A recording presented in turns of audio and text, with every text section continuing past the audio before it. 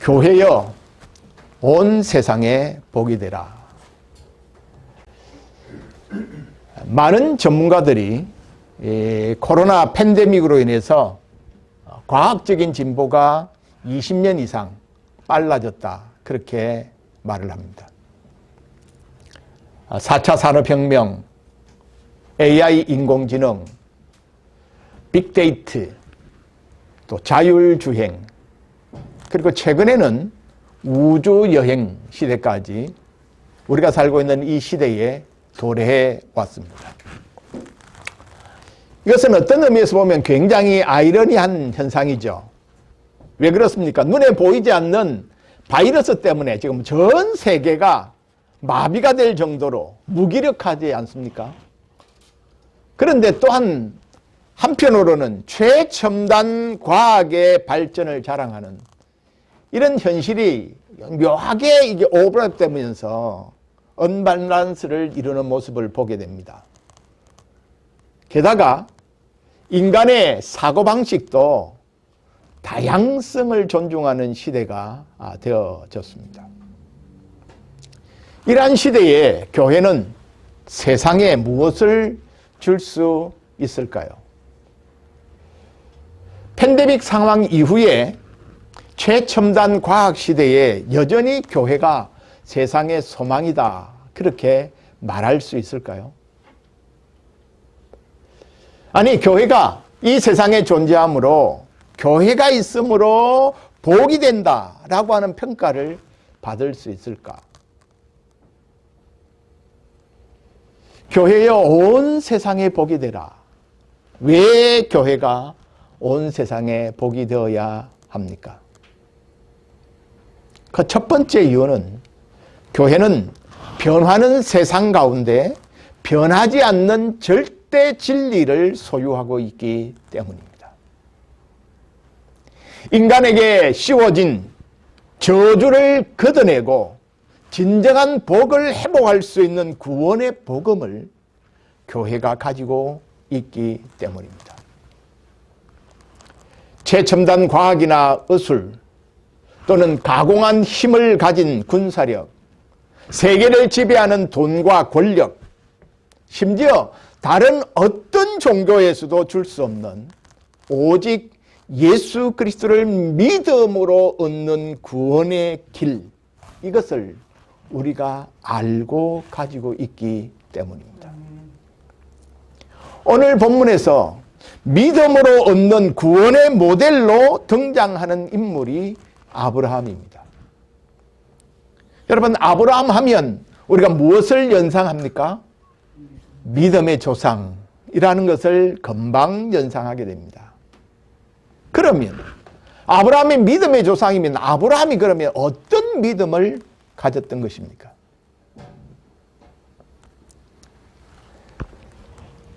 본문은 바울이 갈라디아 교회에 침투한 복음에 대한 오해를 교정시켜 주기 위해서 아브라함을 불러와서 참된 믿음이 무엇인가를 설명하는 내용입니다. 아브라함은 하나님으로부터 의롭다고 인정을 받은 사람입니다. 아브라함이 하나님으로부터 의롭다함을 인정받았던 방법은, 수단은 무엇이었습니까? 오늘 갈라디아서 3장 6절은 아브라함이 하나님을 믿음에 그것을 그에게 의로 정하셨다라고 소개합니다.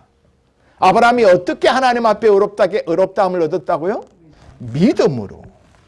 그럼 뭘 믿었다는 것입니까?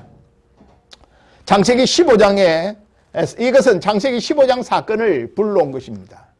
하나님께서 환상 가운데 아브라함에게 나타나셨죠. 아브라함을 밖으로 데리고 나서 하늘을 쳐다보게 하십니다. 하늘을 한번 쳐다보라. 뭐가 보이느냐? 예, 별들이 보입니다. 별들 셀 수 있으면 한번 세어봐라. 아브라함이 하나, 둘, 셋, 넷, 다섯, 아유, 하나님 못 세겠습니다. 너무 많습니다. 그러자 하나님께서 말씀하셨습니다. 내 자손들도 저 별들처럼 많게 될 것이다. 이 하나님의 말씀을 아브라함이 믿었다는 것입니다. 여러분, 이게 정상입니까? 아브라함은 지금 불가능한 것을 가능하다고 믿고 있습니다. 아브라함은 현재 자녀가 없습니다. 아들이 없습니다.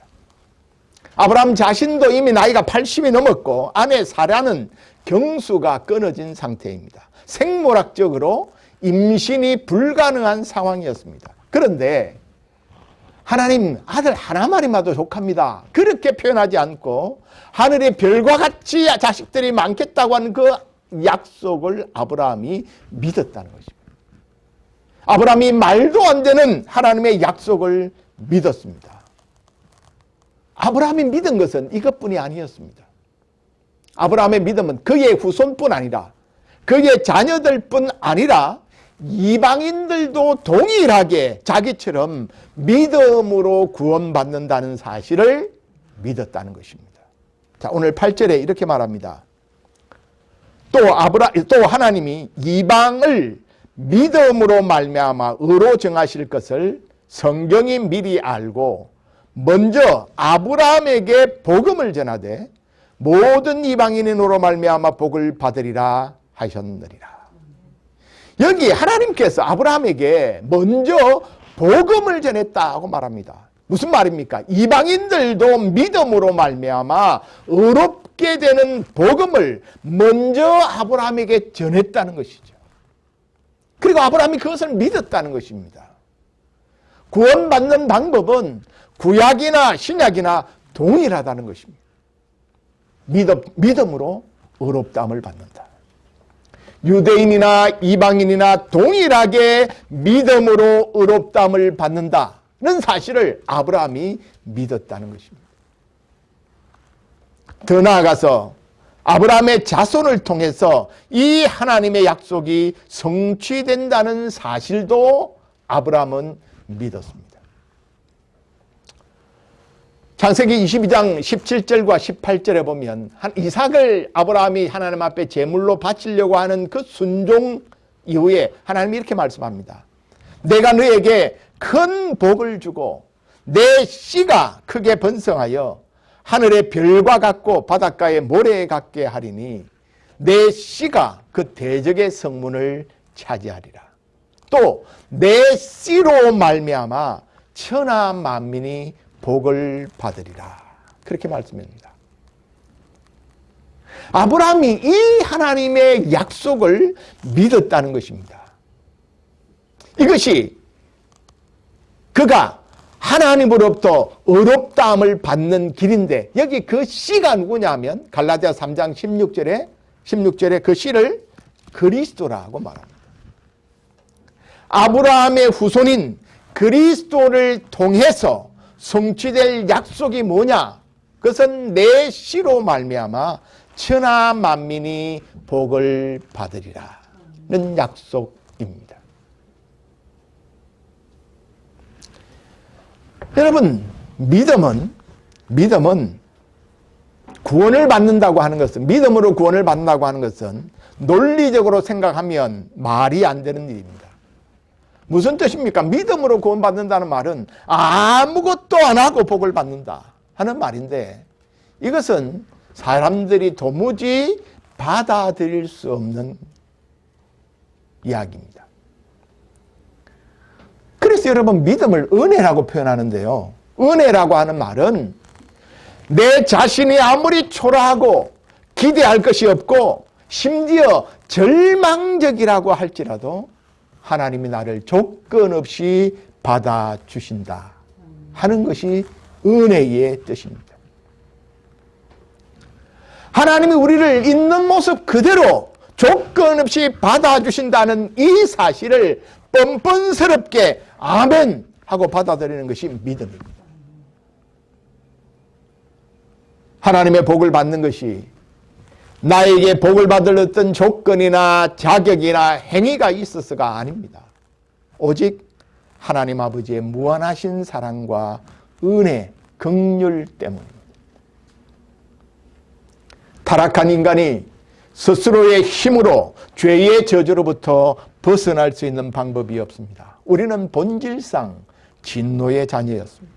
그리고 전적으로 타락하여 저주 아래 살다가 영원한 심판을 피할 수 없는 존재였습니다. 그래서 하나님이 나서서 하나님이 우리에게 구원의 길을 제공해 주셔야만 했습니다. 그래서 하나님께서 우리를 위하여 하늘에서 선교사를 파송해 주셨습니다. 그분이 예수 그리스도십니다. 하나님이 이 세상을 구원하기 위하여 보내신 최초의 선교사, 그분이 예수 그리스도십니다. 그래서 존 스타트 목사님은 하나님이 선교사라 그렇게 표현했습니다. 갈라디아서 3장 13절에 보면 그리스도께서 우리를 위하여 저주를 받은 바 되사 율법의 저주에서 우리를 속량하셨으니 기록된 바 나무에 달린 자마다 저주 아래에 있는 자라 하였습니다. 예수님은 우리를 위해서 저주의 짐을 지시고 십자가에서 죽으셨습니다. 그래서 그를 믿는 자에게는 죄와 저주에서 해방되어 하나님의 자녀가 되는 권세를 주십니다. 그리고 그를 믿는 자들은 예수 안에 있는 구원의 복을 세상 모든 민족에게 미치는 삶을 살게 하십니다. 이것이 아브라함이 가진 믿음이었습니다. 아브라함이 믿음의 조상이라면 그의 믿음에 후손된 우리 또한 이런 믿음을 가져야 하지 않겠습니까? 왜 교회가 세상의 복이 되어야 합니까? 오직 교회만이 절대 진리 예수를 믿음으로 구하는 복음을 가졌기 때문입니다. 왜 우리가 온 세상의 복이 되어야 합니까? 두 번째는 하나님이 세상을 창조하신 목적이 복 주는 일이기 때문입니다. 원래 인간은 하나님으로부터 복을 받는 존재로 지음을 받았습니다. 창세기 1장 27절과 28절에 하나님이 자기 형상 곧 하나님의 형상대로 사람을 창조하시되 남자와 여자를 창조하시고 하나님이 그들에게 복을 주시며, 하나님이 인간을 창조하시고 제일 먼저 하신 일이 뭡니까? 그 인간에게 복을 주신 것입니다. 그러나 아담과 하와가 하나님의 말씀을 불순종하여 죄를 범함으로 복이 변하여 저주가 찾아왔습니다. 보시기에 좋았던 세상, 복이 충만했던 세상은 저주로 채워지는 세상으로 변하고 말았습니다. 하지만 하나님께서 다시 저주를 복으로 회복시키기 위하여 최초로 선택한 사람이 바로 아브라함입니다. 하나님이 아브라함을 부르시는 장면은 창세기 12장에 등장합니다. 12장 2절과 3절에 보면 내가 너로 큰 민족을 이루고 내게 복을 주어 내 이름을 장대케 하리니 너는 복이 될지라. 너를 축복하는 자에게는 내가 복을 내리고 너를 저주하는 자에게는 내가 저주하리니 땅의 모든 족속이 너로 말미암아 복을 얻을 것이라. 꼭 그렇게 말씀하셨습니다. 하나님께서 아브라함에게 엄청난 복을 약속하십니다. 내가 너를 복주겠다. 내가 너의 이름을 창대케 하겠다. 내가 너에게 땅을 주겠다. 그런데 하나님께서 이렇게 아브라함에게 복을 약속하신 것은 아브라함 개인을 편애하여 주신 약속이 아닙니다. 왜 하나님께서 아브라함에게 내가 너를 복주겠다, 내가 너를 복준다 라고 약속하셨습니까? 그것은 결국 모든 민족이, 모든 족속이 복을 받게 하겠다는 하나님의 목적을 이루기 위해서입니다. 그러므로 여러분, 우리가 하나님 앞에 복을 주십시오, 하나님 나에게 복을 주십시오 라고 구해야 할 이유가 분명합니다. 무엇 때문입니까? 하나님 우리를 복주어야 하는 이유가 무엇 때문입니까? 세상 모든 세상에 복이 되는 삶을 살아야 하기 때문에 하나님 우리를 복주시는 것입니다. 하나님이 나를 죄와 저주에서부터 건져 오늘 여기에 살게 하신 이유는 우리가 우리의 가족과 이웃뿐만 아니라 온 세상을 위하여 내가 감당해야 할 사명이 있기 때문입니다. 한국 교회에 복에 대한 개념이 많이 오염되어 있습니다. 얼마 전에 한국 교회에 삼박자 축복을 외쳤던 세계 최대의 교회를 세웠던 조영기 목사님이 세상을 떠났습니다. 그분이 한국 교회를 많이 부흥시켰지만 복에 대한 개념도 상당히 많이 오염시킨 공과가 다 있습니다. 복의 개념을 바로 이해하는 것은 굉장히 중요합니다. 로마서 4장에서 바울은 구원이 복이라고 말했고 시편 133편 3절에서는 영생이 복이라고 표현합니다. 복은 성경의 키워드입니다. 진정한 복의 특징이 뭡니까? 성경이 말하는 복이 무엇입니까? 첫 번째 복은 풍성함입니다. 생육하고 번성하여 땅에 충만하라. 하나님이 주신 복의 내용이죠. 이건 풍성해지는 것입니다. 물질적으로, 사회적으로, 관계적으로 풍성해지는 것입니다. 하나님과의 관계가, 이웃과의 관계가, 자신과의 관계가, 자연과의 관계가 더 풍성해지고 넉넉해지는 것이 복입니다. 두 번째 복의 특징은 하나님의 임재입니다.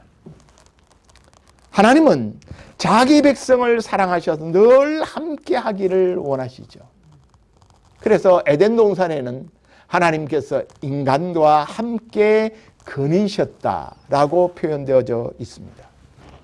여러분, 성경에서 하나님이 임재하는 장소가 어디입니까? 구약에서는 성막, 성전, 가나안 땅, 신약에서는 교회, 또 앞으로 새하늘과 새 땅. 이 하나님의 임재의 장소입니다. 하나님께서 자기 백성들과 함께 하기를 원하십니다. 그래서 최고의 복은 하나님이 자기 백성들과 함께 하는 것입니다. 종말에 하나님께서 모든 민족 가운데 자기 백성들을 하나님의 임재의 장소로 초대할 것입니다. 그곳이 새 하늘과 새 땅입니다. 그러나 여러분, 우리가 새 하늘과 새 땅에 갔으면 하나님의 임재를 경험합니까? 아닙니다. 찬송가 438장에 있는 것처럼 내 영혼이 은총 입어 중한제짐 벗고 보니 슬픔 많은 이 세상도 뭐가 된다고요? 천국으로 왔다. 높은 산이 그친들이 초막이나 궁궐이나 내 주 예수 모신 것이 그 어디나 천국입니다. 여러분, 하나님의 임재 가운데 이 땅에서 천국을 누리며 살아가는 것이, 이것이 진짜 복입니다. 세 번째 복의 특징은 흘러가는 데 있습니다. 여러분, 복이 나만 하나님 앞에 복을 받아서 내가 풍족해지고 내가 더 부자 되고 내 혼자 천국을 누리고 살아가는 것, 그것이 복이 아닙니다. 복의 특징은 흘러가는 데 있습니다. 나를 통해서 복이 계속해서 흘러가는 것입니다. 모으고 쌓는 것이 복이 아니고 복은 흘러가야 합니다. 솔로몬이 말하기를 내가 해 아래서 큰 배단되는 일이 있는 것을 보았나니 곧 소유주가 재물을 자기에게 해가 되도록 소유하는 것이다. 그렇게 말했습니다. 우리가 재물을 이 땅에 사는데 얼마나 중요합니까? 그런데 재물을 해가 되도록 소유하는 자들이 많다는 것이죠. 여러분, 그 샘플이 누가복음 12장에 등장하는 한 부자 농부입니다. 농사를 잘 지었습니다. 풍년이었습니다. 쌓아놓을 곳이 없어 새로운 창고를 새로 짓습니다. 그러면서 뭐라고 말합니까? 내가 내 영혼에게 이르되 영혼아, 여러 해 쓸 물건을 많이 쌓아두었으니 평안히 쉬고 먹고 마시고 즐거워하자. 그는 복을 쌓아두는 데 만족했습니다. 복을 흘려보내지 않고 자기를 위하여 쌓아두었습니다. 하나님께서 이 사람을 가르쳐 뭐라고 말합니까? 어리석은 자예요. 여러분, 우리가 재물을 많이 갖고도 어리석은 자가 될 수 있습니다. 왜요? 복의 특징은 많이 가지는 것이 아니라 흘려보내는 데 있기 때문에 그렇습니다. 누가 복을 받은 사람입니까? 많이 흘러보내는 사람입니다. 흘러보내는 교회가 복받은 교회입니다. 자신을 벗어나서 도움의 손길을 내밀수록 우리는 더 풍요로워집니다. 하나님의 임재를 경험하게 될 것입니다. 하나님이 아브라함에게 한 약속, 내가 너를 복주겠다. 그리고 너로 말미암아 모든 이방이 복을 받게 하겠다고 하는 이 약속이 아브라함의 신, 아브라함의 후손으로 오신 예수 그리스도를 통하여 성취될 것입니다. 마태복음 1장 1절에 아브라함과 다윗의 자손 예수 그리스도의 세계라, 예수 그리스도의 족보라, 그렇게 시작됩니다. 이 한 문장은 구약 성경 전체의 요약과도 같습니다. 하나님이 온 세상을 복주기 위하여 첫 번째 뽑은 사람 아브라함, 이스라엘의 백성들의 왕인 다윗, 이 이스라엘 백성들이 이루지 못한 온 세상을 복주는 일을 완성하기 위하여 예수 그리스도가 이 세상에 오셨다는 선언입니다. 구약에 예언된 그 메시아, 영광의 왕, 평화의 왕이신 예수 그리스도가 온 세상을 복주기 위하여 약속대로 오셨습니다. 여러분, 우리가 복을 구해야 할까요? 당연히 구해야 합니다. 그러므로 여러분들의 자손들, 자녀들을, 우리 교회에 속해 있는 성도들을 우리가 축복해야 합니다. 하지만 막연히 축복하면 안 됩니다.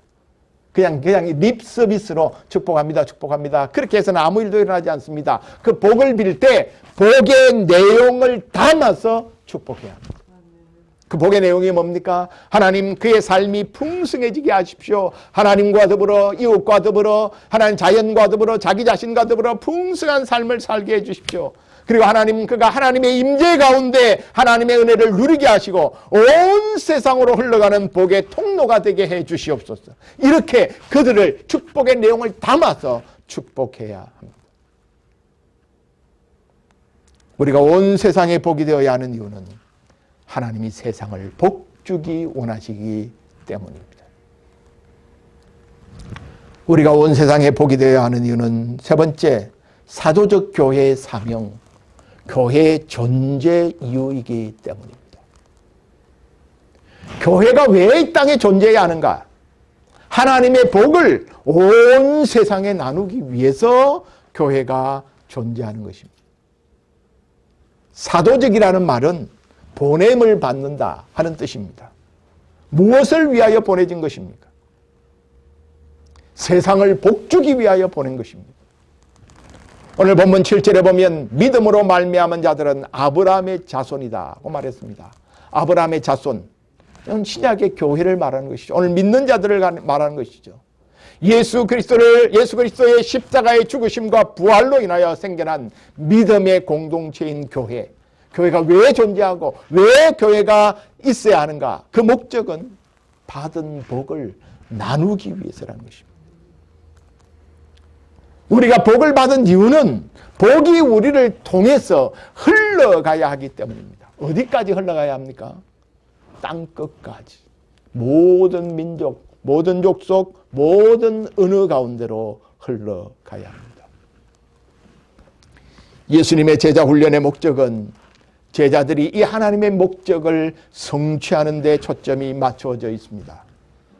예수님은 대중전도도 하셨지만 주된 사역은 12명의 제자들을 훈련하는 일이었습니다. 예수님이 십자가를 지시기 전에 마지막으로 하나님께 올린 대제사장의 기도에 예수님이 이렇게 보고합니다. 아버지께서 나를 세상에 보내신 것 같이 나도 그들을 세상에 보내겠습니다. 그리고는 부활하신 후에 예수님께서 제자들에게 찾아와서 첫 번째 하신 말씀, 아버지께서 나를 보내신 것처럼 나도 너희를 보내노라. 보냄받은 자들, 그것이 교회입니다.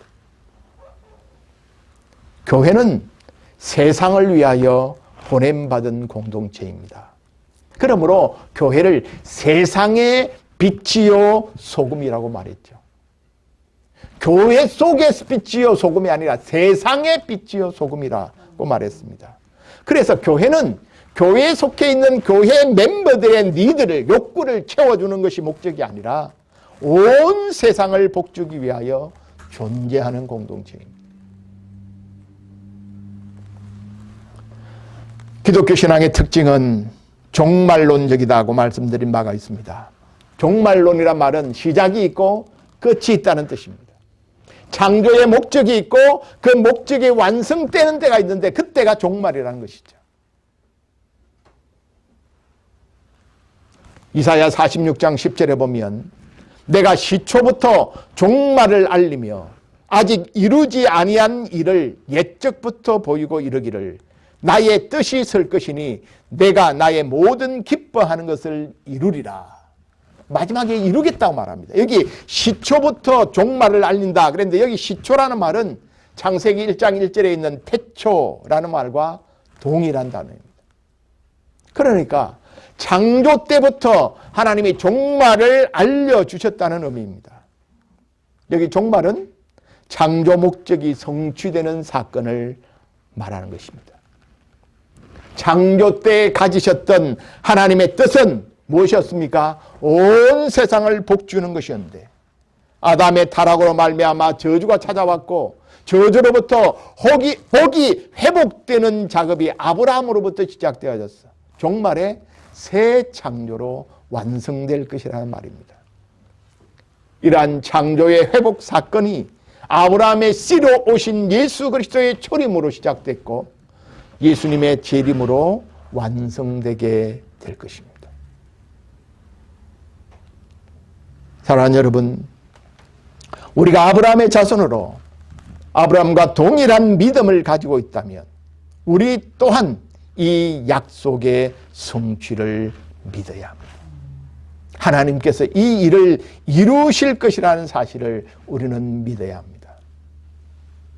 여러분, 우리는 한국 땅을 떠나서 이 미국 땅에 하나님이 흩어 뿌려놓은 씨앗들입니다. 우리가 그것을 의식하든 의식을 하지 못했든 한인 디아스포라는 하나님의 선교의 부름을 받아서 온 세상을 복주기 위하여 땅끝까지 복음을 전하기 위하여 미국 땅에 뿌려진 씨앗입니다. 그렇다고 해서 우리 모두가 다 직장과 일을 버리고 선교사로 나가야 한다는 뜻은 아닙니다. 우리는 하나님께서 우리에게 주신 일터, 하나님께서 우리에게 주신 삶의 현장에서 우리 주변에 와 있는 모든 민족들에게 하나님의 복을 전달하는 삶을 살도록 그렇게 살아야 한다는 것입니다.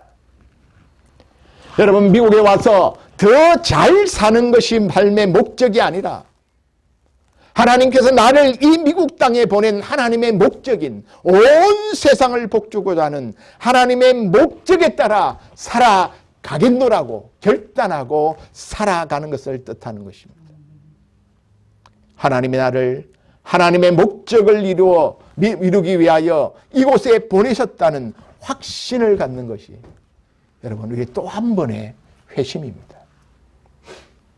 하나님의 나를 이곳에 보낸 것이 온 세상을 복주게 하기 위하여 하나님의 나를 이곳에 보내셨구나 하는 것을 깨닫는 것. 이것이 새로운 회심입니다. 변화하는 선교의 저자인 데이빗 보슈는 경계를 넘어보지 못한 사람은 나와 다른 인간을 이해할 수 없다. 그런 표현을 했습니다. 우리는 이민교회로서 경계를 넘어서 한국이라고 하는 문화와 언어를 이 경계를 넘어 새로운 경계, 미국이라는 땅에 정착한 경험을 갖고 있습니다. 이 경험은 온 세상을 복주는 하나님의 목적을 실천하는 데 소중한 자산입니다. 이곳에 찾아오는 수많은 이민자들, 우리가 이 땅에 정착한 경험들을 가지고 그들에게 우리가 받은 복을 전해주는 사명이 저와 여러분에게 주어진 사명입니다. 코로나 상황으로 우리 교회의 형편과 상황은 전보다 더 어려울 수 있습니다. 그래서 위축되기 쉽습니다. 하지만 교회의 존재 이유는 온 세상을 구원하기 위하여 보냄받은 공동체입니다.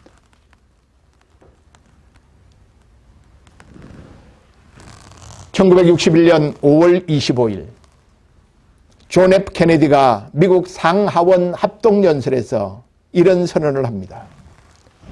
우리는 달에 가는 것을 선택했습니다. 1960년대가 끝나기 전까지 인간을 달 세계에 착륙시키고 무사히 지구까지 귀환시키는 목표를 달성할 것입니다. 아주 대찬 연설을 했습니다. 대다수의 미국인들은 케네디의 이런 발표에 대해서 아주 흥분했습니다. 하지만 반대하는 국민도 만만치 않았습니다. 미국인들은 반신반의하면서 우주 개발을 왜 하는가 하며 질문했습니다.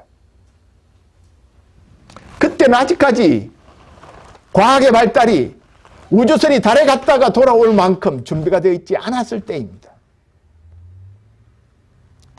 많은 비판이 있었을 때 1년 뒤에 1962년 6월 12일 텍사스 휴스턴에 있는 라이스 대학 연설에서 케네디는 이렇게 대답합니다. 많은 반대에 대해서 달에 가는 길이 어렵기 때문에 우리는 선택했습니다. 쉬운 일이 아니기 때문에, 어려운 일이기 때문에 선택했다는 것입니다. 과연 70년대의 시작을 몇 달 앞둔 1969년 7월 20일 케네디는 이미 죽었지만 약속대로 아폴로 11호는 달에 착륙했습니다. 전 세계 TV가 생중계하는 가운데 닐 암스트롱이 첫 발자국을 남기며 달 표면에 내려왔습니다. 저도 그 장면을 흑백 TV로 보았습니다. 어려운 일이라 해서 시도하지 않으면 아무런 일도 일어나지 않습니다.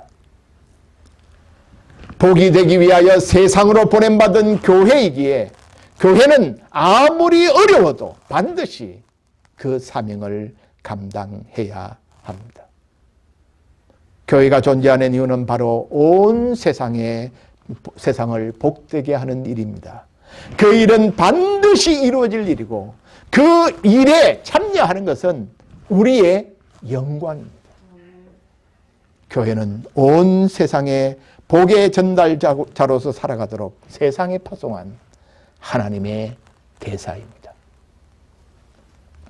말씀을 맺습니다. 무엇으로 우리가 세상을 복되게 할까요? 그렇다면 우리가 세상에 줄 수 있는 것이 무엇이 있습니까?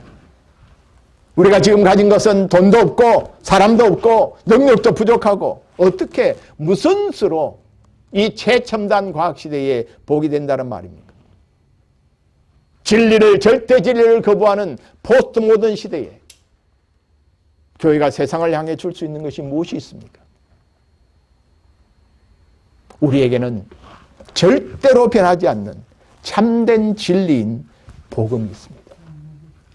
여러분, 코로나는 전파될수록 암세포는 퍼져갈수록 생명을 죽이는 힘이지만 복음은 죽은 생명을 살리는 힘입니다. 복음, 생명의 기운이 들어가면 마른 뼈도 군대가 될 수 있습니다. 여러분, 첨단 과학과 기술은 밝은 면과 어두운 면을 동시에 가지고 있습니다. 하지만 복음은 세상의 진정한 샬롬을 가져다 줍니다. 영원한 하나님의 나라, 어둠과 고통이 없는 새하늘과 새 땅을 보장하는 궁극적인 소망입니다. 성전 미문에 앉아 날 때부터 장애인으로 저주의 삶을 살아가는 사람에게 진정 필요했던 것은 은과 금이 아니라 나사렛 예수 그리스도의 이름, 곧 복음이었습니다. 세상의 큰 소리에 주눅들 필요가 없습니다.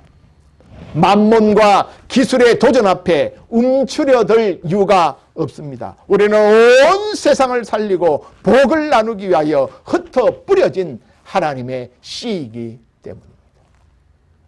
힘써 예수 그리스도를 믿음으로 의롭게 되는 복음을 당당하고 담대하게 전합시다.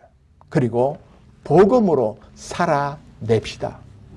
그래서 죄와 저주를 끊어내고 생명을 살리는 복의 통로로 살아가는 저와 여러분 모두가 될 수 있기를 주님의 이름으로 축복합니다.